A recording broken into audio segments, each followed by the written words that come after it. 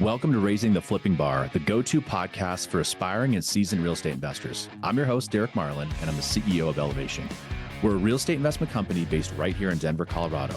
We'll dive into smart investment strategies, market insights, and essential tips for scaling your real estate ventures. Whether you're making your first investment or your 100th investment, this podcast is your blueprint for success in the ever-evolving world of real estate investing. Get ready to elevate your real estate game and begin your journey with me. So we've got two of our heavy hitters here at Elevation. Rick, I would love for you to kind of give us a little bit of your background. And when I say this, everybody always does this really specific chronological thing, but give me some highlights. You've been in real estate for a long time. Kind of tell our audience a little bit about your background. Sure. Yeah, I've been in real estate a long time, and it was by accident. My plan initially was nothing to do with real estate. I was a marketing major, and I had no idea what I was going to do for a career. I was actually just rounding and playing poker professionally. No way. Okay.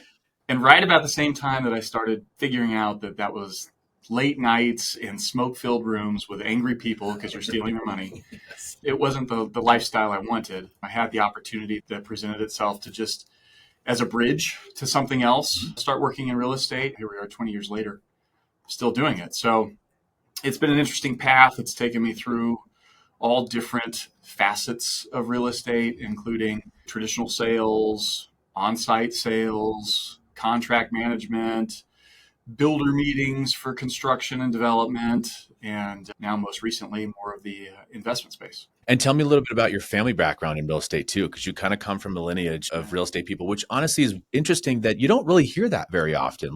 You hear about multi-generational people like my dad was an engineer and I'm an engineer, my grandfather, or I come from finance. So it was everybody worked on Wall Street, but you don't really hear about that for real estate. So I'm curious to kind of give our audience a little bit of your family background. Sure. Yeah. As far as making it a profession, it's not that long of a lineage. Sure. My father got his real estate. He was a serial entrepreneur. So he did all of the things. Mm-hmm.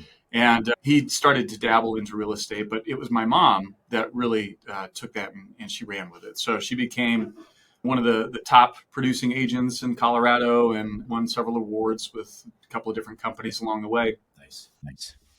She's the one that really got me into it. But I think the lineage for investing goes even deeper than that. My grandfather had a laser company in Florida. Okay. And they produced lasers with military contracts. He put on the laser that goes on the Apache helicopters for sighting and things like that. Yeah. Wow. Yeah. That's cool. Yeah, it's really cool. Yeah. Really smart guy, obviously engineer, but also a great businessman. Yeah. He ended up selling that business and took his financial windfall out of that sale and started to buy investment real estate in and around the Orlando area. Oh, nice. And he got up to 30 some odd doors. Cool.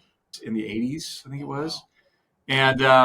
And then got bored with that and started another laser company, which did medical contracts. But that was the origin of our investment history. Okay. And really how that sort of set the mindset, I guess, that led to how our family has evolved from there. Okay, cool. And Adam, I kind of want to throw that same question to you. Give our audience a little bit of your background. You've got a unique background as well of before real estate and getting into real estate. Give us some of those milestones. If they didn't go back and listen to one of our prior episodes about your background. Yeah, absolutely. So actually started in the fitness industry, was a personal trainer, then worked my way up at a place called the Point Athletic Club. It's actually where I met his mom, Allie. Oh, yeah. She was one of my clients. Right. So she, at a certain point, she recruited me, convinced me to get into real estate. That was 2014. So yeah, I'm on year 10 right now. And so I joined VWP, Van Westenberg Partners. His mom's Allie Van Westenberg. And ran their operations and sales for a while, then ended up being her expansion partner out in Boise, Idaho. Mm-hmm. And I was doing that for about a year or two after I'd moved out there. And then I joined Place as director of sales for the state of Idaho. Okay. So Ben Kinney, Chris Suarez owned Place, worked with Michelle Bailey out there, oversaw, I think at the peak, we had 25 agents.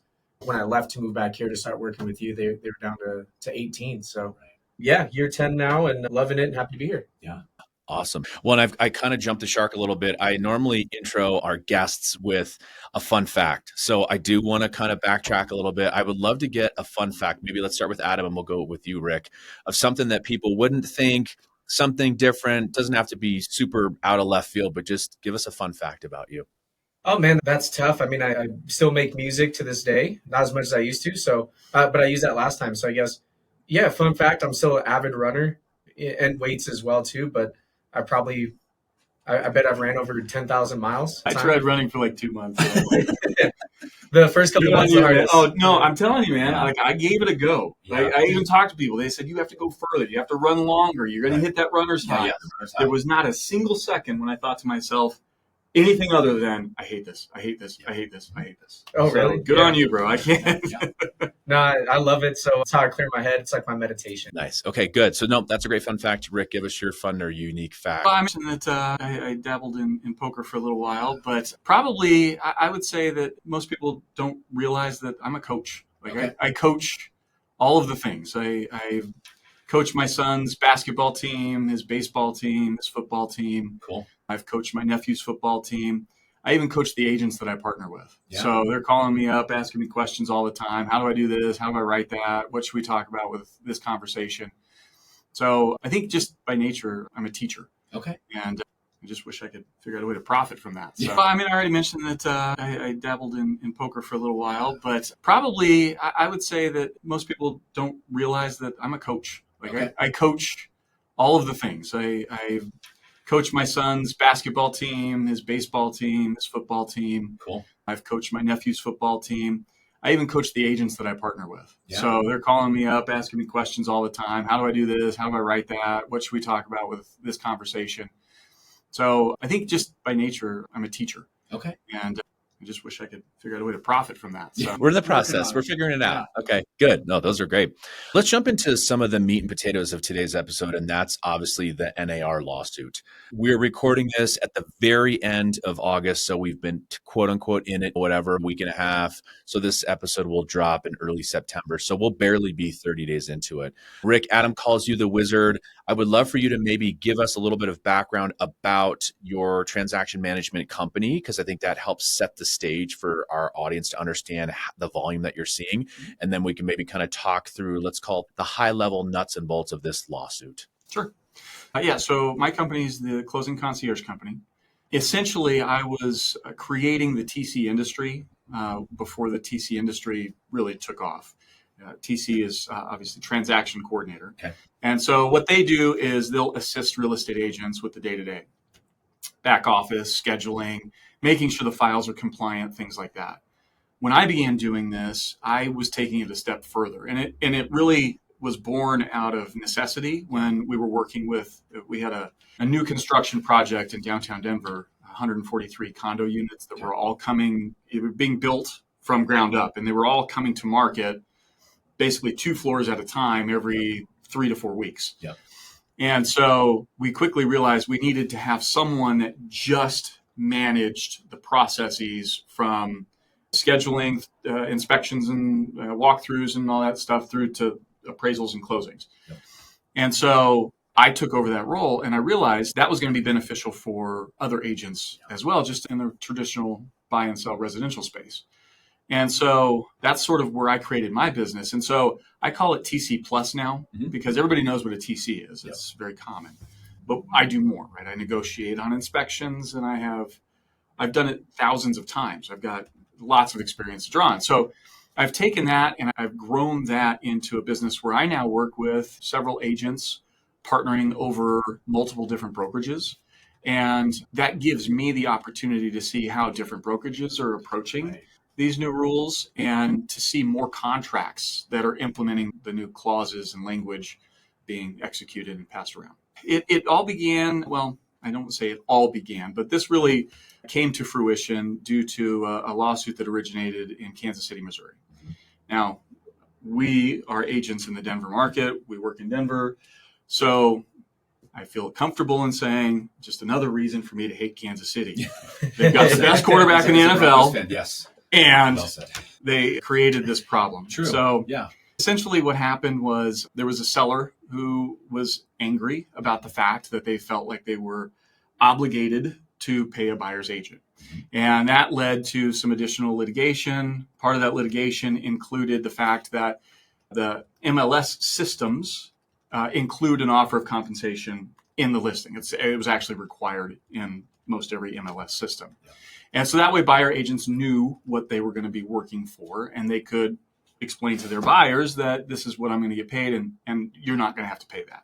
The reason for the litigation is that the attorneys and the plaintiffs argued that the offer of compensation was, on one hand, setting the price on the buyer agent market, but also inflating what those buyer agents were going to be paid on a commission by commission basis.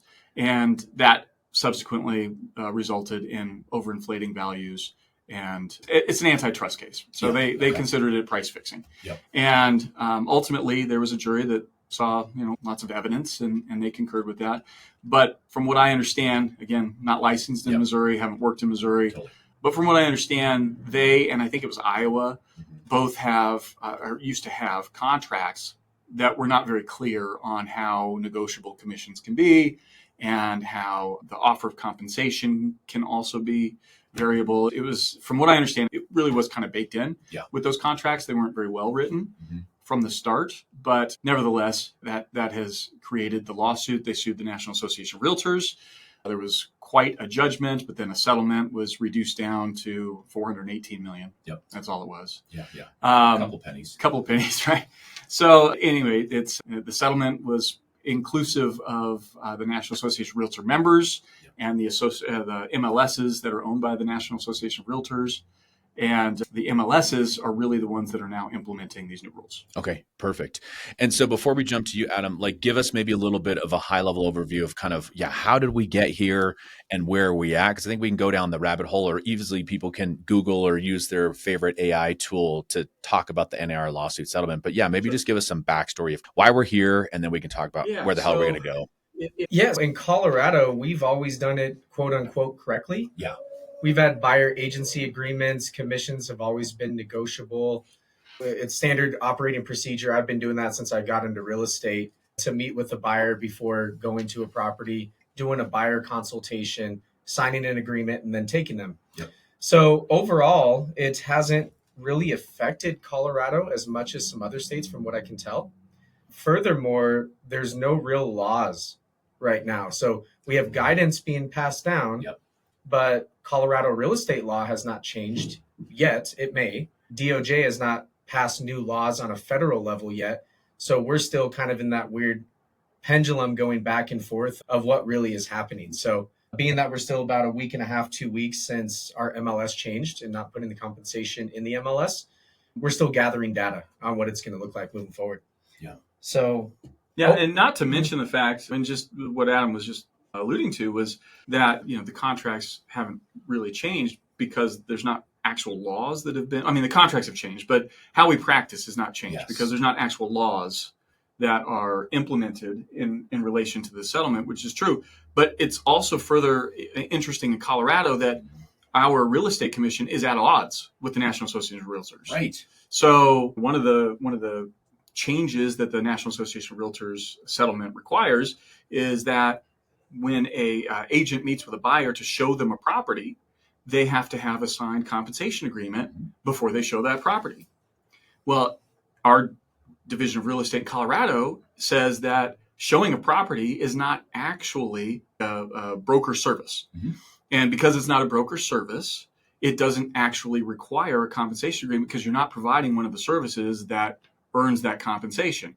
And so the Division of Real Estate in Colorado is actually adamantly, well, they're not adamantly, I shouldn't say that, but they're not going to require that. And any buyer who calls them and says, hey, my agent told me that I have to sign this document before they can show me a house, they're going to tell them, no, you don't have to do that. Yeah. So it's an interesting dichotomy to your point, because there is not any set rules. Yeah, and I'm curious to see if that changes. I think at some point that's going to happen. The question is going to be, is that going to be through Colorado, or is there going to be some federal regulation that comes down? And then what is the time frame that that's going to happen? I have no idea. We're talking 6 months, year, 2 years, never, no idea. Well, and I think you guys kind of have actually triangulated on a great point that I want to bring up too, which is, again, as the guy that doesn't even have a license, I was always blown away more on the traditional side of the amount of time and energy and effort that real estate agents working with buyers would spend running people around, showing them tons of properties. Maybe they were qualified, maybe they weren't, to buy a specific property, and then they get cut out of a deal because they want to go direct to the seller or use Zillow or whatever else. So to me, I think this is actually a great opportunity to recalibrate and reset the bar from a professional services standpoint, I know we were talking off camera beforehand of like, there's so many other industries where you don't do this insane amount of work and it may or may not work out and you may or may not get compensated. Like, so to me, it's like, let's reset the bar in a professional manner, kind of almost in defense of real estate agents who are providing great value if you're doing a good job. I don't know if you guys maybe want to talk about that, but I was always blown away. I'm like, wait, you just showed how many houses and then they just somehow bailed on you? Like, that was mind blowing to me. Yeah. I think overall, right, there's going to be some plus and minuses coming from this lawsuit. Over the past couple of years, just with the market, we've had a mass exodus among realtors. True. The bar to getting licensed is extremely low. It takes longer to be able to cut somebody's hair school-wise than it does to get a real estate license. Yep. So in up markets, brokerages would just sign anybody with a pulse. You got a pulse, great, join my brokerage. I think it led to a lot of issues, a lot of realtors that didn't really know what they were doing, True. Not negotiating properly, not communicating how this actually works with the client, which led to these lawsuits. So I think overall for experienced agents who focus on listings, it's going to be a benefit long-term, and it's going to wash out a lot of realtors that don't have value, can't articulate their value. So yeah. But also the offer of compensation was kind of an easy button, right? So for the buyer's agents, we could always, I don't think any of us did that, but a lot of agents would meet with a buyer and say, oh, I'm working for free. Mm-hmm. But we can't use that language because that's not actually appropriate. We're earning compensation, but it's free to the buyer if the seller is paying that compensation. But it was never that the buyer was off the hook. Yeah. Right? Our contracts in Colorado had always stipulated that the buyer had agreed to the commission amount that was going to be earned and that they were obligated to pay it. If a certain box was checked, there were two options, but that they were usually obligated to pay it if the seller didn't. Yeah. Now, the offer of compensation was the fail-safe. So we could always tell that buyer, hey, you're agreeing to pay me this percentage, but also at the same time, we have an offer of compensation in the MLS. And if I show you one of these houses through the MLS, most likely I'm going to be paid by the seller. Mm-hmm. This really comes into play if we're looking at a for sale by owner. Yeah. And that was sort of the conversation. Well, now it changes just a little bit, but not a lot, because all we're doing now is saying we don't know what, if anything, the seller's offering. So we have to incorporate that in any offer that we make. Mm-hmm. And then if they don't agree to pay it, we'll talk about what that means and whether or not you want to go through with it. So we're going to take a quick break and tell you about the Next Elevation Academy. If you're looking to dive deep into real estate investing, this is definitely the event for you. Our academy features over 100-step process to help you navigate every single thing from market analysis all the way down to every aspect of project management. So this is tailored for both beginners and seasoned investors. And our one-day intensive training will equip you with the strategies and insights needed to elevate your real estate investing game. Spots are definitely limited, so click on the link below in the show notes to sign up and transform your approach to real estate investment. Okay, let's get back to the episode. So, Adam, fill us in on how you feel like that this has affected the way we do business at Elevation, because a lot of this is more traditional in nature and we focus a little more on the investment side, whether it's coaching up our agents on our team. How is this settlement? How maybe some of the changes that we've made as a company to help navigate our folks through this uncertain time?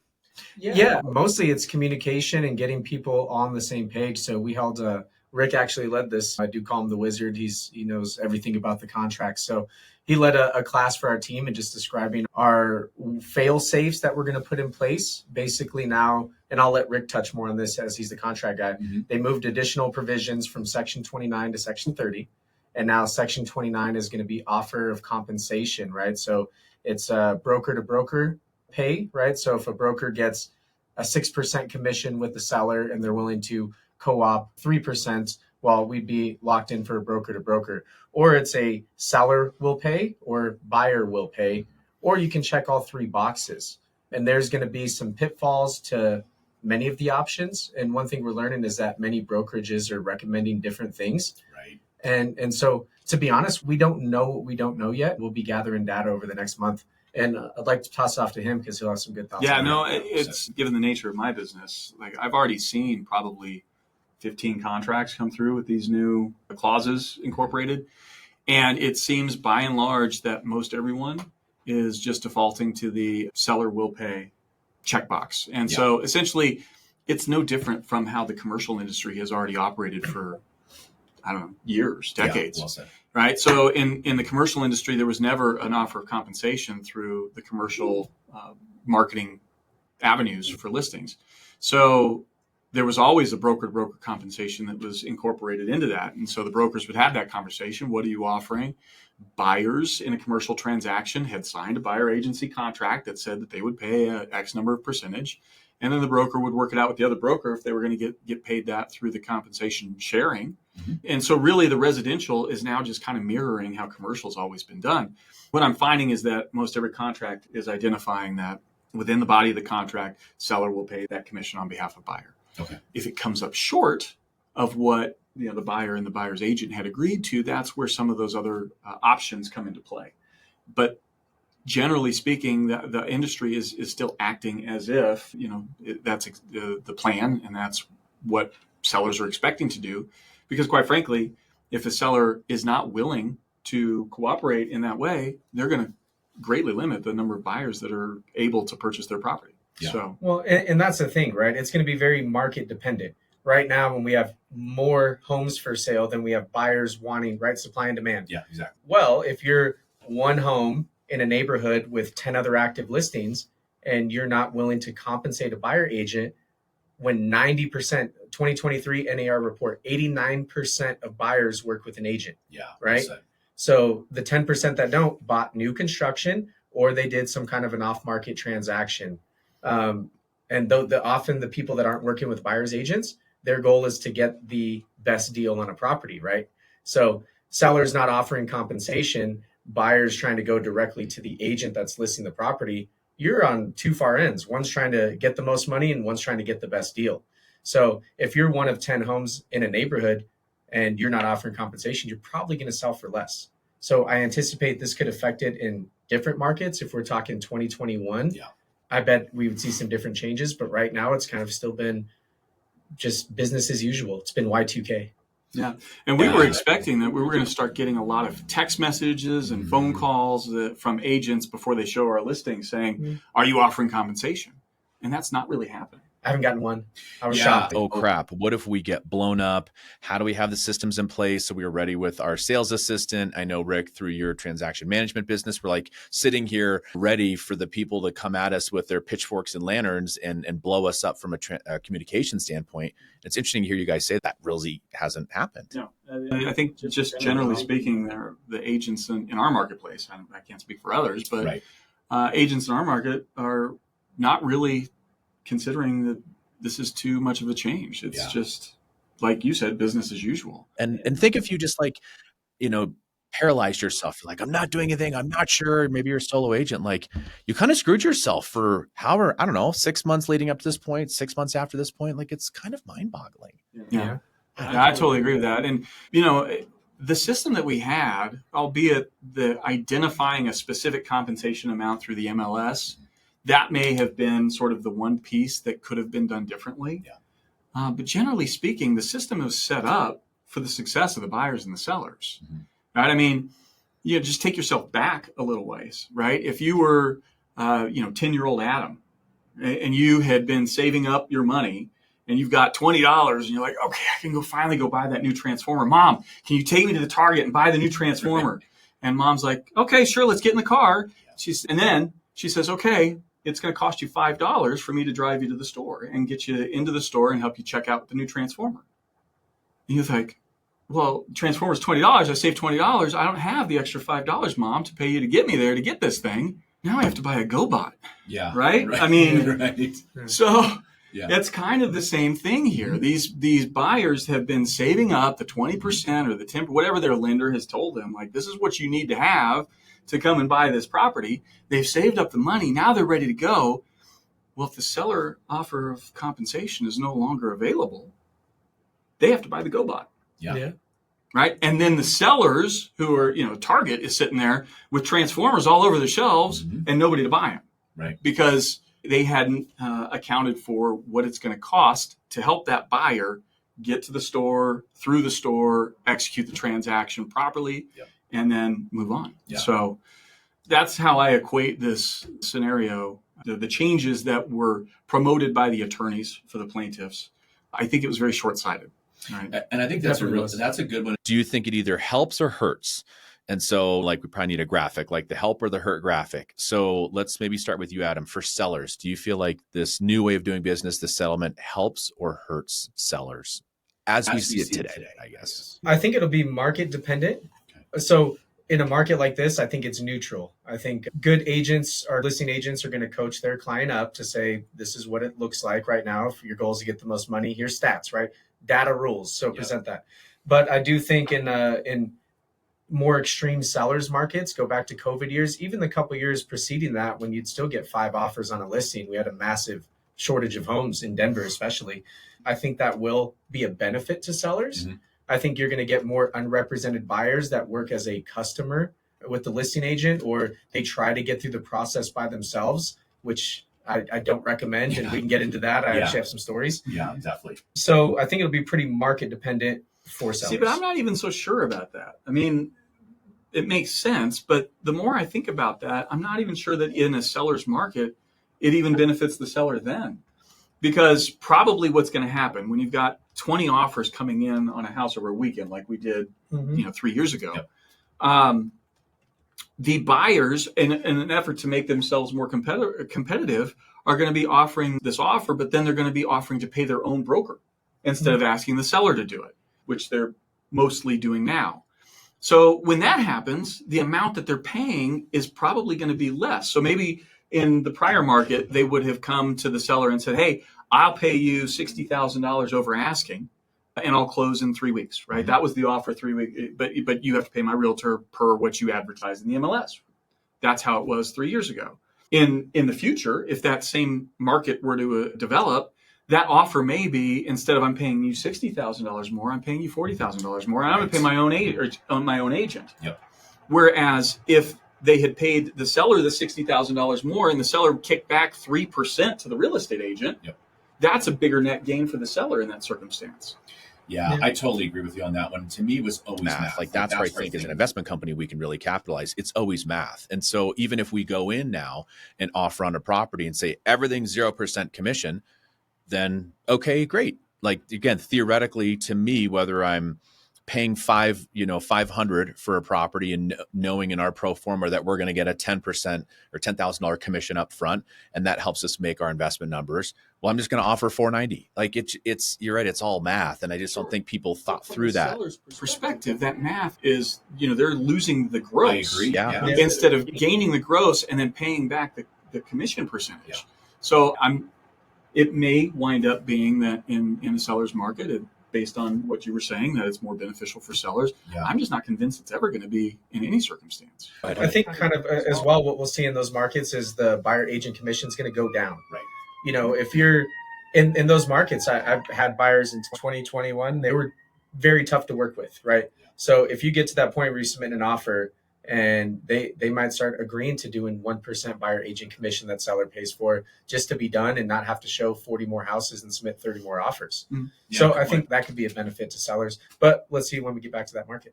Yeah, and let's kind of flip the coin. What about buyers? I know this whole settlement was brought about on behalf of buyers and helping make them feel whole or whatever, at least in our market.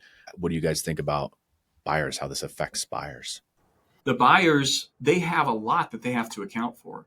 And especially when we're talking about first-time home buyers. Yeah, I don't think for experienced home buyers, the empty nesters, like if they've done it 2 or 3 times, they've got some equity built up, they've got tools they can play with. I don't know that it's really as impactful for them. And to your point, they may be the ones that are more inclined to say, okay, I've done this. I've been around the block a couple of times. I've seen these contracts before. I don't look at them every day, but I feel comfortable going without representation. I mean, maybe that's, going to be something that we'll see the experienced buyers doing. Yeah. But especially for the first-time home buyers, this is just really devastating if the market does change how this commission structure is set up. Yeah.